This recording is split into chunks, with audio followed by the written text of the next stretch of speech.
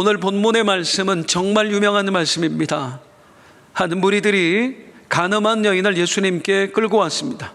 모세의 율법에 의하면 이런 사람은 돌로 쳐 죽이라고 했는데 어떻게 할까요? 예수님께서 뭐라고 하셨지요? 너희 중에 죄 없는 자가 돌로 쳐라.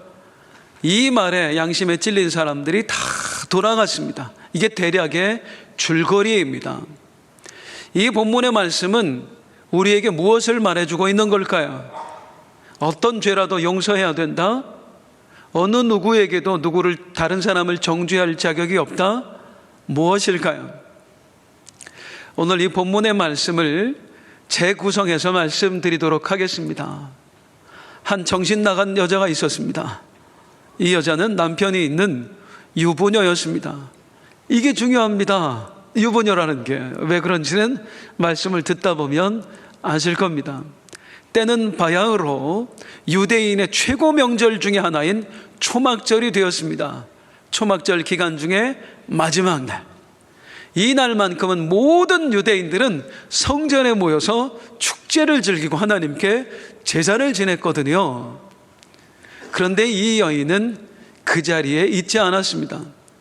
모두가 하나님께 예배하는 그 시간에 그 자리를 벗어나서 예루살렘 뒷골목을 배회하고 있었습니다. 죄는 언제나 여기서부터 시작됩니다. 내가 있어야 할 자리에 있지 않을 때에. 다윗, 기도에 있어야 할 다윗이 한가롭게 옥상을 거닐다가 간음죄를 저질렀습니다. 요나, 하나님이 주신 사명에 따라 니느웨로 가야 할 그가 다시스로 가는 배에 있다가 물고기 밥이 되었습니다. 죄는 언제나 내가 있어야 할 자리를 이탈했을 때부터 시작이 됩니다. 이 여인 역시 하나님께서 정하신 절기에 자기가 있어야 할 자리를 벗어나 있었습니다. 예루살렘 뒷골목에 있는 한 바에서 와인을 마시고 있었습니다. 이 얘기는 성경에 안 나옵니다. 각색한 거예요. 와인을 한 잔 이렇게 맛있게 먹고 있는데 그때 매끈하게 생긴 남자 하나가 다가옵니다. 아름다운 여자분, 왜 혼자 이러고 계십니까? 저도 혼자인데 우리 외로운 사람끼리 한잔 할까요? 좋아요. 그래서 둘이 이제 합성을 하고 대화를 나누는데 어쩌면 그렇게 잘 맞아요. 집에 있는 남편하고는 대화가 안 통하는데 이 사람하고는 너무 잘 맞는 거예요. 이런 사람을 내가 왜 이제 만났을까? 이게 남편하고 헤어지고서라도 이 남자를 붙잡아야 되겠다, 그런 마음이 들어요. 얼큰하게 취했습니다. 헤어지려고 하는데 남자가 이야기합니다. 라면 먹고 가실래요? 성경에 안 나와요. 좋다고 나를 라면 먹고 싶다고. 둘이 라면 먹으러 갔습니다. 어디로요? 모텔로 갔어요. 모텔에 들어가서 남자가 얘기해요. 먼저 씻고 나오라고. 아이, 큰일 났네 이거. 더 하면 안 될 것 같아요. 여자가 이제 욕실에 들어가서 씻고 나왔는데 남자가 안 보이는 거예요. 어디로 갔지? 그 순간에 갑자기 문이 벌컥 열리더니 일단의 무리들이 들이닥칩니다. 현장범이 된 거예요. 간음하다가 딱 걸렸습니다. 이때는 간음하다 걸리면 율법으로 돌에 맞아 죽을 때였거든요. 나 죽었다.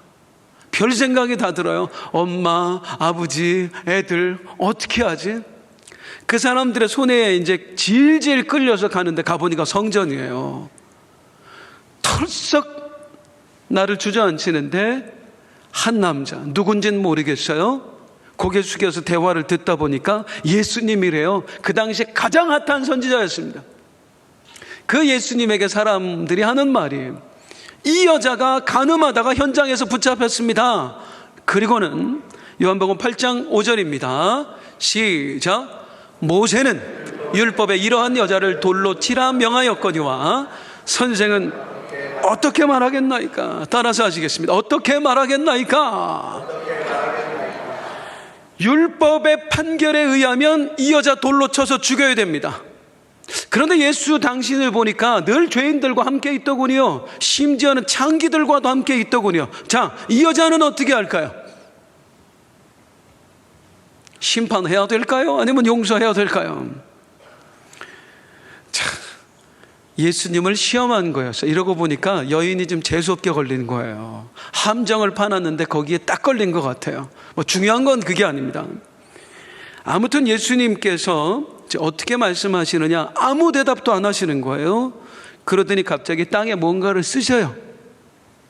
쓰시고는 일어나서 하시는 말씀에 쭉 둘러보면서 여러분 중에 죄 없는 사람이 돌로 치십시오. 그리고 다시 앉아서 쓰시는데 그 사이에 탁 가버렸어요. 죄 없는 사람이 어디 있겠어요? 양심에 찔려서 다 떠나가 버렸어요. 이제 예수님과 나 둘만 남았습니다. 그때 예수님께서 하셨던 말씀이 10절 11절입니다 까만 글씨는 제가 읽을게요. 파란 글씨만 함께 읽어주세요. 예수께서 일어나사 여자 외에 아무도 없는 것을 보시고 이르시되 여자여, 너를 고발하던 그들이 어디 있느냐? 너를 정죄한 자가 없느냐? 대답하되 주여 없나이다. 예수께서 이르시되 나도 너를 정죄하지 않으니 가서 다시는 죄를 범하지 말라 하시니라. 우리가 너무나 잘 아는 본문이에요. 오늘 이 본문을 통해서 하나님께서는 우리에게 무엇을 말씀하시는 걸까요? 이 대강절에 우리는 왜 이 본문의 말씀을 들어야 하는 걸까요? 오늘 본문을 통해서 하나님께서 우리에게 말씀하시는 주제 첫 번째는 이것입니다. 너도 죄인이다. 따라서 하겠습니다. 너도 죄인이다. 옆에 분 보고 하라 그러면 좀 그렇겠지요. 너도 죄인이다 입니다. 예수님께서 여인을 고발한 사람들, 돌로 치려고 하는 사람들에게 하신 말씀이 뭐였죠? 당신들 중에 죄 없는 사람이 돌로 치십시오. 아무도 못 쳤어요. 왜? 자기들도 죄인이니까. 죄 없는 사람이 어디 있어요? 여기 있는 사람이나 이 여인이나 그 여인을 정죄하던 사람이나 다 똑같은 죄인. 굳이 구분하자면 이 여자는 들킨 죄인이고 거기 서 있는 사람은 안 들킨 죄인이었을 뿐이지 다 죄인이었어요. 그리고 이 여자의 죄가 뭐라고요? 간음했대요. 사실은 거기 둘러서 있는 사람들도 다 간음자예요. 간음한 사람들이에요. 왜요? 성경은 이렇게 말씀합니다. 음욕을 품은 자마다 마음에 이미 간음하였느니라. 하나님 보시기에는 마음으로 음욕을 품은 것도 간음이래요. 다 간음자인 거예요. 이 여인이나 그 여인을 정죄하는 사람이나 다 똑같은 죄인, 똑같은 간음자. 아니, 그게 어떻게 똑같습니까? 실제로 간음을 저지른 거나 마음으로 음욕을 품은 거나 그게 어떻게 똑같을 수가 있습니까? 성도님들, 하나님이 우리 보고 계시지요? 하나님이 우리를 보고 계실 때 그 하나님 눈에 우리가 어떻게 보일까요? 과연 우리의 모습이 어때 보일까요? 한 가지 물을게요. 여기 계신 분 중에 목사님, 저는 우상숭배자입니다 하시는 분 혹시 계신가요? 무슨 소리예요 목사님? 내가 우상숭배자면 이 추운 날 교회에 나왔겠습니까? 내가 우상숭배자면 뭐하러 이 시간 와서 내가 하나님을 예배합니까? 나는 우상숭배자가 아닙니다. 하나님 보시기에도 그럴까요? 하나님 보시기에도 우리가 우상숭배자가 아닐까요? 요한일서 2장 15절은 이런 말씀을 합니다. 함께 읽겠습니다. 시작. 이 세상이나 세상에 있는 것들을 사랑하지 말라. 누구든지 세상을 사랑하면 아버지의 사랑이 그 안에 있지 아니하니. 누구든지 세상을 사랑하면 하나님을 사랑하지 않는 거다. 하나님보다 세상을 더 사랑하는 사람은 실제로는 하나님을 사랑하는 게 아니다. 하나님을 섬기는 게 아니다. 하나님보다 세상을 더 사랑하는 사람은 다른 것을 섬기는 우상숭배자다. 하나님보다 돈을 더 사랑하면 돈을 섬기는 우상숭배자다. 하나님보다 내 명예와 자존심을 더 사랑하면 명예를 섬기는 우상숭배자다. 하나님보다도 내 즐거움, 쾌락을 더 사랑하면 그 쾌락을 섬기는 우상숭배자다. 실상 이 세상을 살아가는 모든 대부분의 사람들은요, 우상숭배자예요. 누구를 섬기며 살아가냐면 나를 섬깁니다. 내 재물, 내 자존심, 내 쾌락, 내 명예 다 내 거잖아요. 사실은 나를 섬기면서 살아요. 하나님 보시기엔 전부 다 우상숭배자예요. 본래 하나님은 우리를 그렇게 짓지 않았습니다. 나를 사랑하는 존재로 짓지 않으셨어요. 우리 하나님은 우리를 지으실 때 하나님을 사랑하고 내 이웃을 내 몸과 같이 사랑하는 존재로 지으셨어요. 그게 본래 우리가 가진 하나님의 형상이었어요. 그런데 이게 어느 날 파괴되어 버린 거예요. 언제? 선악과를 따먹을 때. 선악과 왜 따먹었지요? 하나님처럼 되려고 이제 더 이상 하나님을 섬기지 않겠습니다. 이제 나는 내가 하나님 되어 나를 섬기며 살아가겠습니다. 그게 죄인 거예요. 이후로 모든 인생들은 이제 오직 나만 사랑하며 살게 되었습니다. 그래서 죄인 된 사람들에게 생겨난 감정, 그게 바로 이기심이에요. 나밖에 모르는 거야. 내가 제일 소중한 거예요.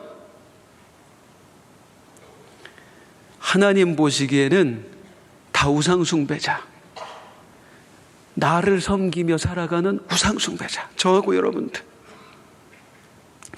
그러한 우리의 우상숭배의 행위, 나를 섬기며 살아가는 것, 나만 사랑하며 살아가는 것, 이걸 하나님이 뭐라고 표현하시느냐면 이렇게 표현합니다. 우상숭배에 대해서 하나님이 하신 말씀이 있어요. 출애굽기 34장 16절입니다. 시작. 또 내가 그들의 딸들을 내 아들들의 아내로 삼음으로 그들의 딸들이 그들의 신들을 음란하게 섬기며 내 아들에게 그들의 신들을 음란하게 섬기게 할까 함이라. 따라서 하겠습니다. 음란하게 섬기며. 우상숭배가 하나님 눈에 어떻게 보이냐면 음란한 행위로 보인대요. 간음을 저지르는 행위로 보인대요. 하나님을 섬겨야 될 사람이 다른 존재와 영적으로 바람이 난 거예요. 우상숭배자는 하나님 눈에 다 영적인 간음자입니다. 그렇다면 퀴즈.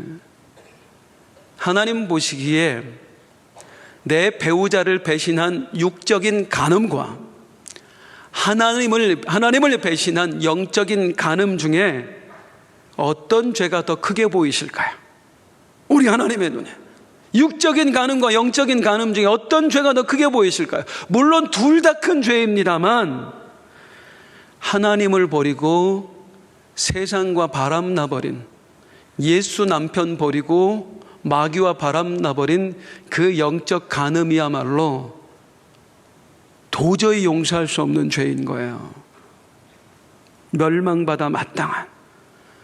그런데 많은 사람들이, 특별히 우리 믿는 사람들이 예수 신랑 버리고 세상과 바람났으면서도 그게 얼마나 큰 죄인지, 얼마나 하나님을 아프게 하는지를 모르고 살아가요.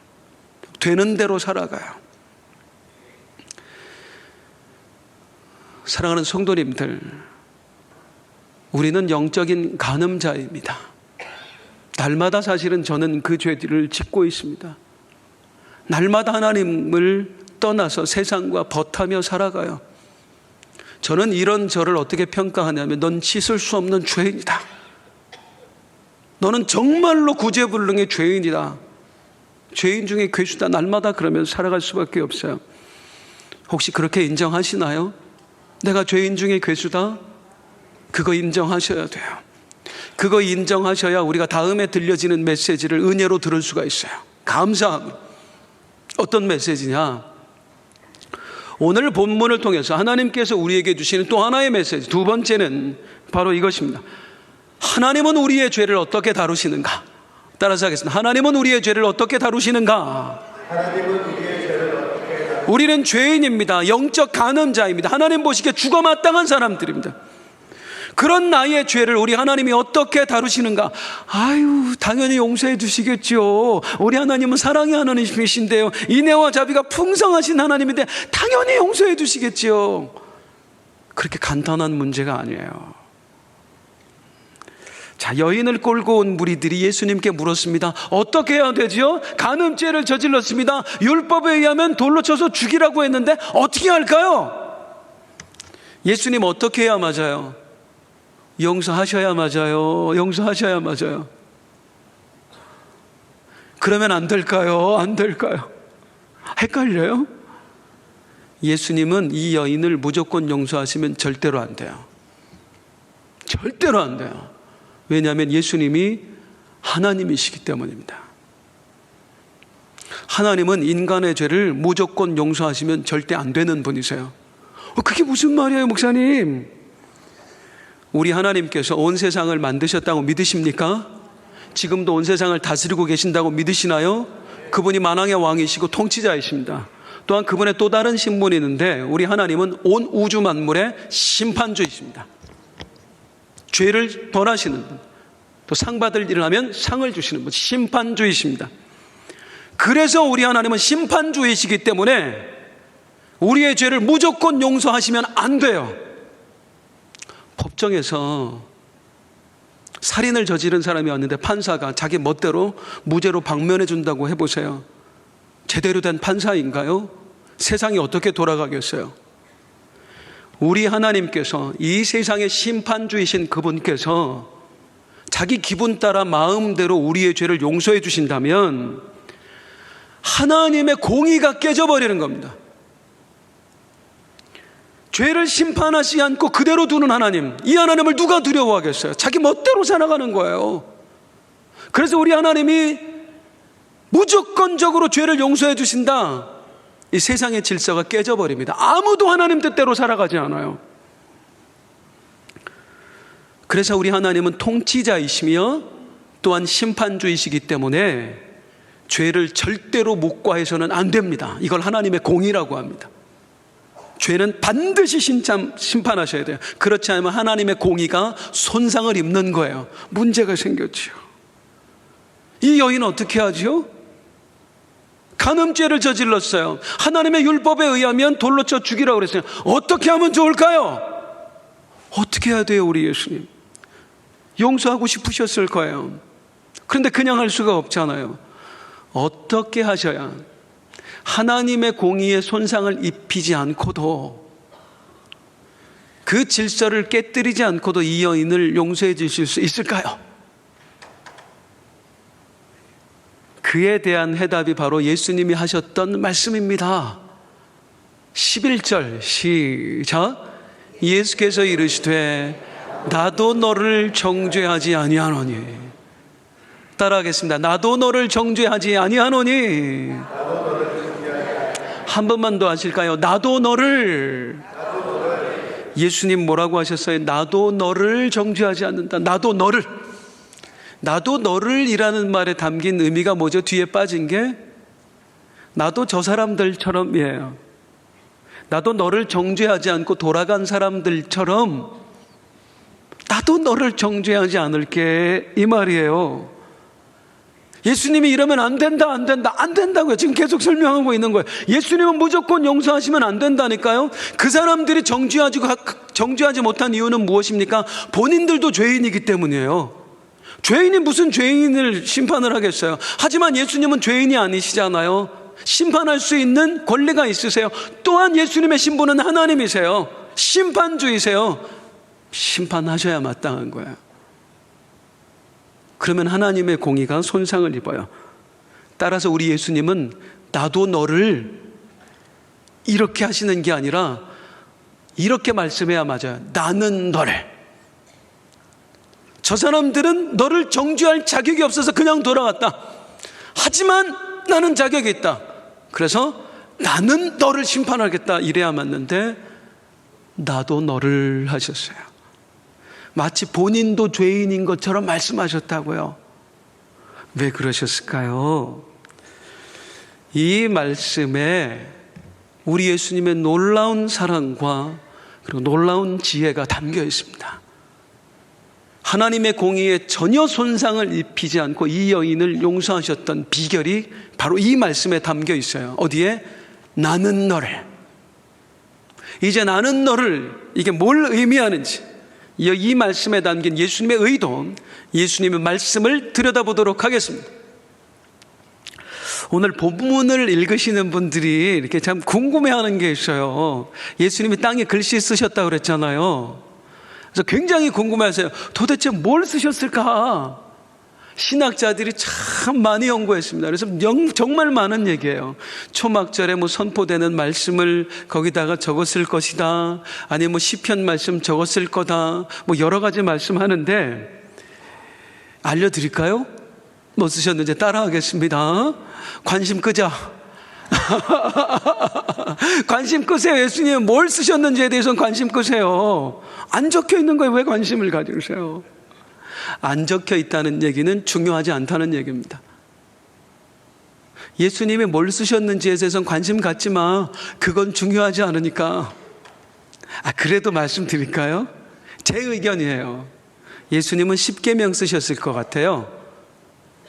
모르지만 그 이유는 이제 듣다 보면은 아실 수 있습니다. 왜 제가 그렇게 말씀드리는지. 아무튼 뭘 쓰셨는지는 중요하지 않다. 그럼 뭐가 중요해요, 목사님? 쓰셨다는 그 행위가 중요한 거예요. 뭘 쓰셨는지 모르지만 쓰셨다는 행위가 중요한 거예요. 예수님이 쓰셨대요. 몇 번 쓰셨어요? 어려워요? 2번 쓰셨어요. 2번을 쓰셨어요. 이걸 알아야 돼요. 예수님이 2번 쓰셨다. 이게 키워드입니다. 이제 이 문제를 풀 수 있는 열쇠예요.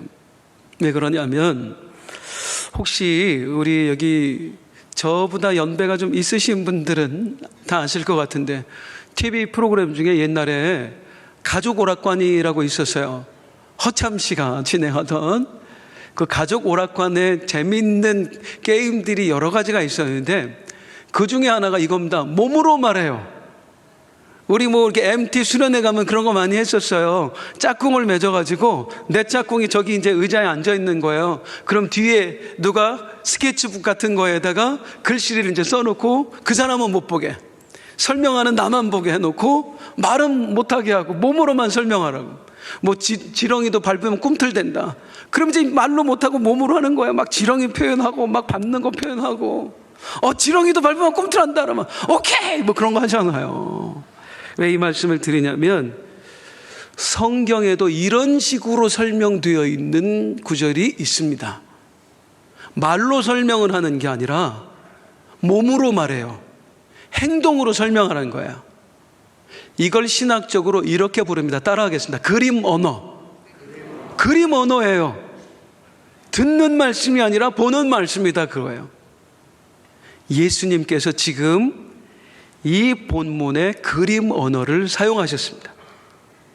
당신의 행동으로서 당신의 메시지를 전달하고 계신 거예요. 그 키워드가 아까 말씀드린 것처럼 예수님이 쓰셨다는 거, 그겁니다. 자, 의도적으로 예수님은 여기 본문에 나와 있는 행동을 하시면서 거기에 있는 사람과 이 말씀을 읽는 우리들로 하여금 구약에 나와 있는 어느 한 사건을 떠올리게 만들어줍니다. 어느 사건일까요? 먼저 오늘의 본문의 내용을 잠깐 다시 정리하겠습니다. 중요한 3가지만 말씀을 드려볼게요. 첫 번째, 이때가 언제였어요? 유대인의 명절인 초막절이었어요. 초막절은 뭐 하는 절기냐면 광야 생활을 기념하는 절기예요. 그래서 이 초막절이 되면 유대인들은 초막을 짓고, 집에서 안 자고 초막을 짓고 초막 안에서 자면서 광야 체험을 했어요. 초막절 하면 광야, 그렇게 되는 거예요. 2번째로 예수님께서 이 여인을 만나기 전에 어떻게 하셨죠? 1절 말씀 볼게요. 오늘 본문 시작. 예수는 감람산으로 가시니라. 예수님이 산에 올라갔다가 내려와서 이 여인을 만나셨어요. 그리고 마지막 3번째, 예수님께서 땅에 친히 글을 쓰셨대요. 몇 번 쓰셨어요? 2번. 3가지 기억나세요? 초막절, 광야예요. 2번째, 산에 올라갔다 내려오셨어요. 그리고 마지막, 친히 글을 쓰셨어요. 2번이나. 떠오르는 사건 없으세요? 광야에서 산에 올라갔다 내려오고 하나님이 친히 글을 2번 써주시고, 언제예요? 시내산, 하나님이 십계명 주실 때 일어났던 일이잖아요. 예수님께서 의도적으로 그림 언어, 몸으로 그 당시를 표현하고 계신 겁니다. 지금 이스라엘 백성이 출애굽해서 광야 시내산 앞에 섰습니다. 그때 하나님이 모세를 부르셔서 모세가 산에 올라갔다 내려왔습니다. 산에 올라갔을 때 하나님께서 모세에게 친히 돌판에 글씨를 써서 주셨어요. 그게 십계명이에요. 모세가 그 돌판을 받아가지고 내려오는데 세상에 이스라엘 백성들이 금송아지를 만들어서 영적 간음을 저지르고 있는 거예요. 그래서 모세가 화가 나서 그 돌판을 던져 깨뜨렸어요. 다시 산에 올라갔어요. 그랬더니 하나님이 또 한 번 친히 2번째로 글씨를 써주셨어요. 이게 광야에서 있었던 시내산, 율법을 받았던 사건의 내용입니다. 오늘 본문에 일어난 사건과 마치 형제간처럼 닮아 있잖아요. 비슷하잖아요. 광야, 산에 올라갔다 내려오고 하나님이 친히 2번 글씨를 써주시고 예수님께서는 의도적으로 당신의 행동을 광야에서 일어났던 그 사건에 끼워 맞추고 계신 겁니다. 그리고 이 행동을 통해서 당신의 메시지를 전하시는 거예요. 율법을 범한, 돌에 맞아 죽어야 될 이 여인에게 내가 어떻게 해야 되겠느냐고? 나는 이렇게 하겠습니다. 시내산에서 금송아지 사건 때 일어났던 그렇게 하겠습니다. 그게 뭐냐면, 시내산 금송아지를 이스라엘 백성들이 만들었을 때와 지금 이 여인이 간음을 저지른 것과 무슨 연관이 있느냐? 금송아지 만들었던 건 영적 간음, 이 여인이 저질렀던 죄는 육적 간음, 똑같은 간음죄예요. 하나는 사람에게 저질렀던 간음이고 하나는 하나님 앞에서 저질렀던 간음이에요. 둘 다 간음 이야기예요. 먼저 이 무리들이 예수님 앞에 육적 간음의 죄를 저지른 여인을 데리고 나왔습니다. 예수 선생, 모세의 율법에 의하면 이런 간음을 저지른 사람은 돌로 쳐 죽이라고 했습니다. 어떻게 할까요? 어떻게 판결을 내려야 되겠습니까? 심판해야 될까요? 용서해야 될까요? 그 질문에 우리 예수님께서 몸으로 대답하시는 거예요. 행동으로 대답하시는 거예요. 뭐라고? 금송아지 사건을 떠올려 주시는 겁니다. 여러분, 그 옛날 여러분의 조상들이 하나님 앞에서 영적 간음을 저질렀을 때 어떻게 되었습니까? 나는 그때와 같이 하겠습니다. 광야의 이스라엘 백성들, 하나님 앞에 영적 간음을 저질렀던 그들은 어떻게 되었을까요? 놀랍게도 심판을 면했습니다. 끝까지 저항했던 3,000명만 죽임을 당하고 나머지는 하나님이 다 심판을 면해 주세요. 그냥 용서해 주셨던 거예요? 내가 없던 일로 해줄게 그랬던 거예요? 아니에요. 하나님이 그들을 심판하지 않으셨던 이유가 성경에 나옵니다. 출애굽기 32장 31절 32절 시작. 모세가 여호와께로 다시 나아가 여짜오되 슬프도소이다. 이 백성이 자기들을 위하여 금신을 만들었으니 큰 죄를 범하였나이다. 그러나 이제 그들의 죄를 사하시옵소서. 그렇지 아니하시면 원하건대 주께서 기록하신 책에서 내 이름을 지워버려 주옵소서. 10계명 받아오자마자 그 10계명 1계명부터 다 어겼어요. 하나님이 내가 저들을 심판하겠다 말씀하셨어요. 그때 모세가 하나님과 이스라엘 백성들 사이에 딱 하고 버티고 섭니다. 그리고 하나님 앞에서 절규하며 기도하는데 뭐라고 기도하냐면 여호와여 여호와여, 이 백성이 죽을 죄를 지었습니다. 감히 영적 간음죄를 지어서 다 멸망받아 마땅합니다. 그런데 이들 용서해 주시면 안 되겠습니까? 당신의 공의 때문에 그럴 수 없다면 간청드립니다. 차라리 저를 심판해 주십시오. 이 백성들의 죄 대신 저를 죄인 삼아서 당신의 생명책에서 지워버려 주옵소서. 그리고 이 백성만큼은 용서해 주십시오. 모세가 자기의 영혼을 담보로 하나님 앞에서 중보 기도를 드려요. 우리 하나님이 이 기도에 화답해 주십니다. 34절 시작. 이제 가서 내가 내게 말한 곳으로 백성을 인도하라. 내 사자가 내 앞서 데리고 가라. 내가 심판하지 않을 터이니 데리고 가라. 그리고 모세는 나중에 혼자 가나안 땅에 못 들어가요. 약속의 땅에. 영적 간음을 저지르지 않았던 모세만 가나안 땅에 못 들어가요. 나머지는 다 들어가고요. 그 모세의 이야기와 오늘 이 여인의 이야기를 우리 예수님께서 연결하시는 거예요. 그럼 몸으로 말씀해 주시는 거예요. 뭐라고 하시는 거냐면, 다시 무리들이 와서 한 이야기, 모세의 율법에는 간음한 사람을 죽이라고 했습니다. 어떻게 할까요? 늘 창기들과 함께하는 사람, 죄 지은 사람 불쌍하다고 하는 예수 말씀해 보십시오. 심판해야 됩니까? 용서해야 됩니까?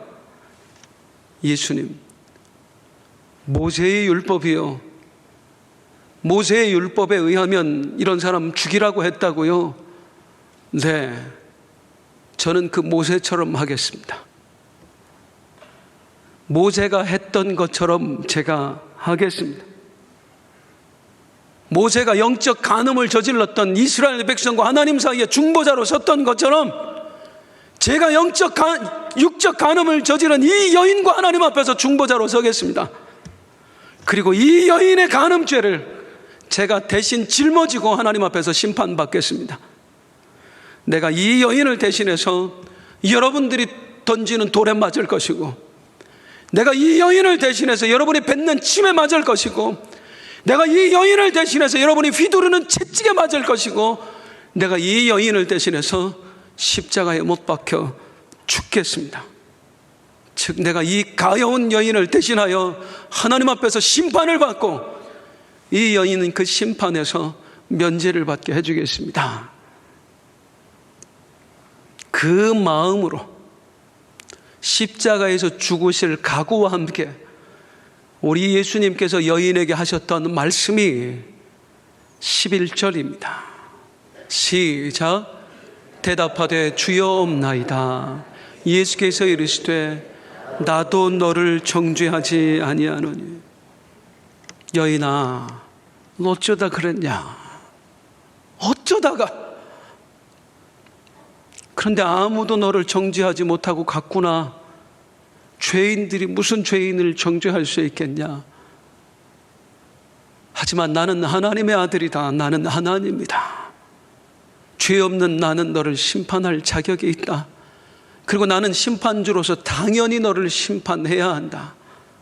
하지만 나도 너를 정죄하지 않으마. 내가 너희의 죄를 대신 짊어지고 죽어줄게. 내가 대신 심판받을게. 그러니 일어나 가라. 그리고 다시는 죄를 범하지 마라. 이게 우리 예수님이 말씀하셨던 나는 너를에 담긴 의미예요. 그 행위에 담긴 의미예요. 목사로서 참 안타까운 게 있습니다. 우리들이요, 특히 우리 그리스도인들이 죄 용서의 의미를 자꾸만 잊어버린다는 거예요. 사랑하는 성도님들, 우리 그냥 용서받은 거 아니에요. 예수님 피값으로 용서받은 겁니다.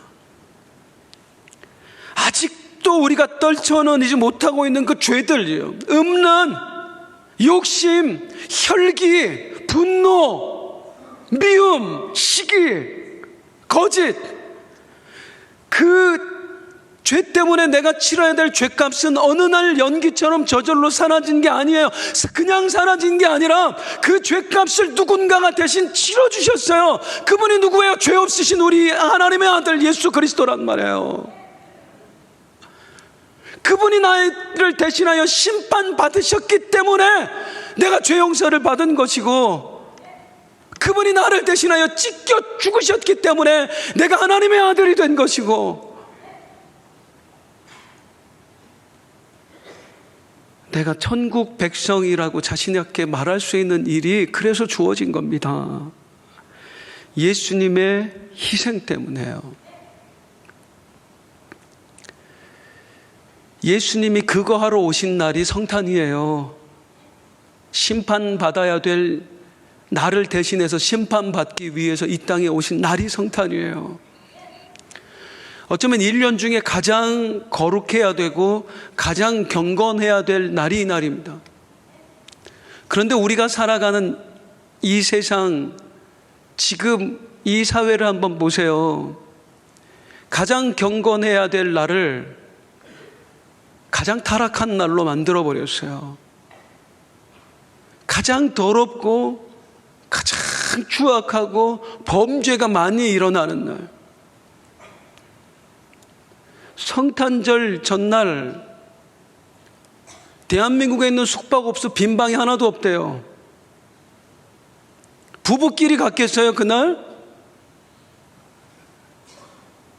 성탄절 새벽이 돼봐요, 우리 예배 오는 그 시간에 여기저기서 토하는 사람들 천지예요. 밤새 술 마시고 놀다가. 예수님 나를 위해 심판받으러 오신 그날이에요. 가장 거룩해야 될 날을 가장 더럽고 추악한 날로 만들어버린 이 죄인들,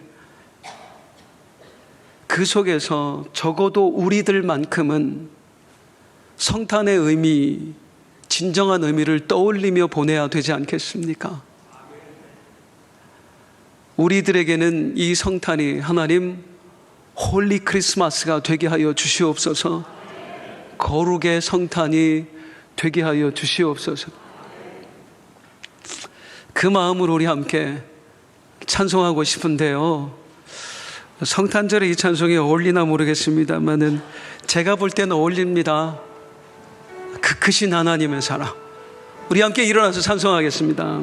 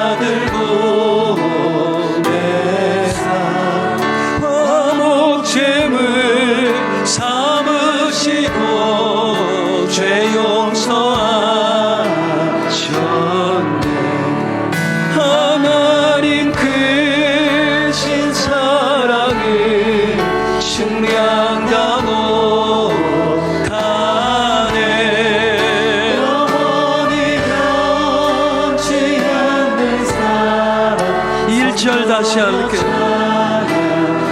그 크신 하나님의 사랑, 하나님의 사랑 영영 못하네.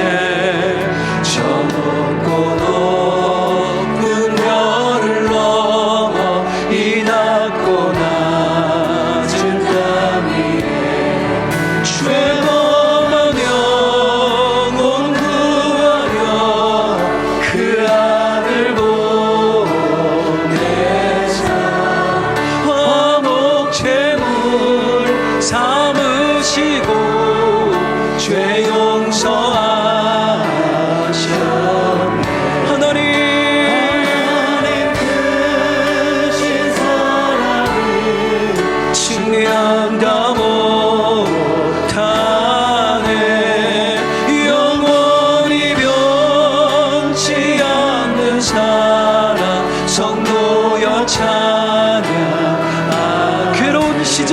지나가고 시절 지나가고 땅 위에 영화 쇠할 때 주 믿지 않던 영혼들은 큰 소리 외쳐 울어도 주 믿는 성도들에게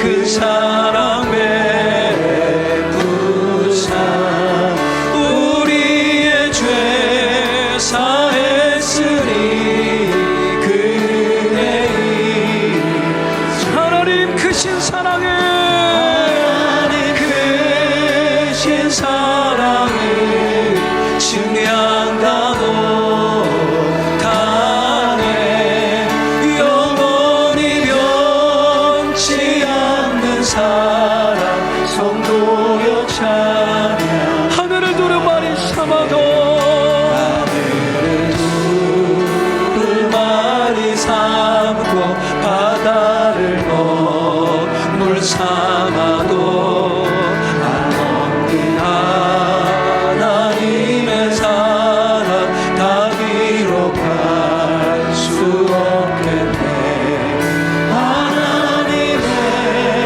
크신 사랑 그 어찌 닿았을까 천을 높이 쌓고 채우지 못 하나님 크신 사랑에 하나님 크신 사랑을 증량하고 다네 영원히 변치 않는 사랑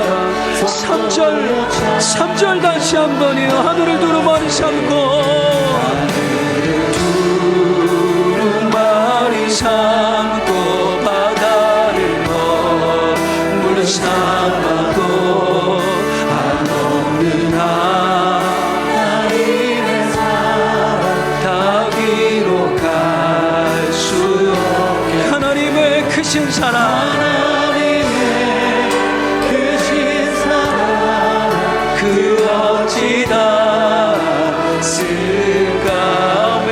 저 하늘로 비싸도 채우지 못한 하나님 크신 사랑에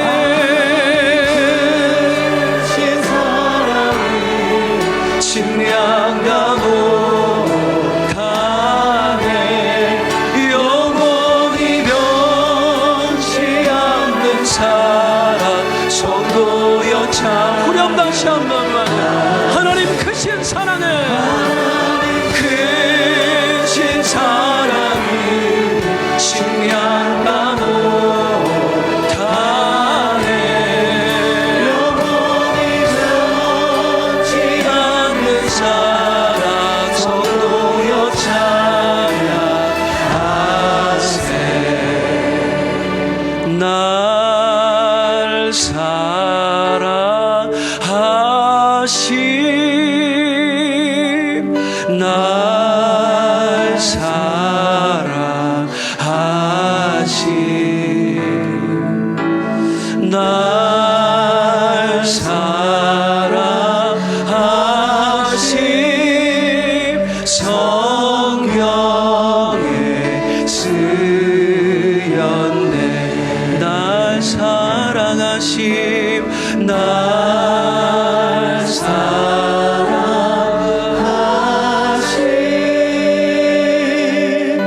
날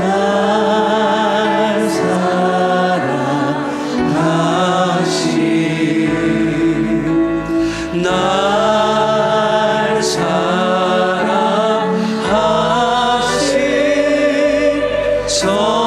성경에 쓴 마지막 날 사랑하심 날